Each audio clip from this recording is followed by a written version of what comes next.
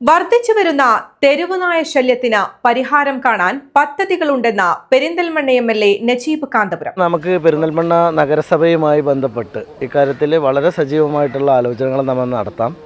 അത് 2-3 പ്രോജക്റ്റുകൾ ഇപ്പോൾ പൈപ്പ് ലൈനിലുള്ളതുണ്ടല്ലോ, ABC ഉൾപ്പെടെയുള്ള നമ്മുടെ പ്രോജക്റ്റുകൾ നിലവിലുണ്ട്. അപ്പോൾ അത് കൂടുതൽ ശക്തിപ്പെടുത്തി, ഇതൊരു വലിയ പ്രതിസന്ധിയാണ്. ഇപ്പോൾ സുപ്രീം കോടതി അടക്കം ഇടപെട്ട ഒരു സാഹചര്യത്തിൽ നമുക്ക് കൂടുതൽ അതിനെ ശക്തമായിട്ട് തന്നെ അതിനെ നേരിടാനുള്ള സംവിധാനങ്ങൾ ഉണ്ടാക്കാം.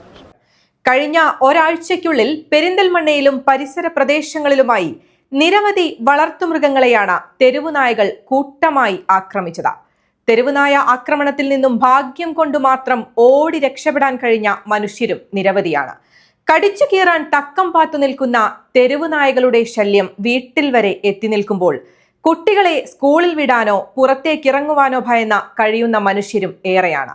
പദ്ധതികളുണ്ടായിട്ട് കാര്യമുണ്ടോ? പൊതുജനങ്ങളുടെ സുരക്ഷയെ ബാധിക്കുന്ന ഇത്തരം വിഷയങ്ങളിൽ അടിയന്തര ഇടപെടലാണ് ആവശ്യം. ഇന്നല്ലെങ്കിൽ നാളെ അതുണ്ടാകുമെന്ന പ്രതീക്ഷയിലാണ് ജനങ്ങൾ. അടയാളപ്പെടുത്തുക കാലമേ, ഘടികാരങ്ങൾ നിലയ്ക്കുന്ന സമയം. പക്ഷെ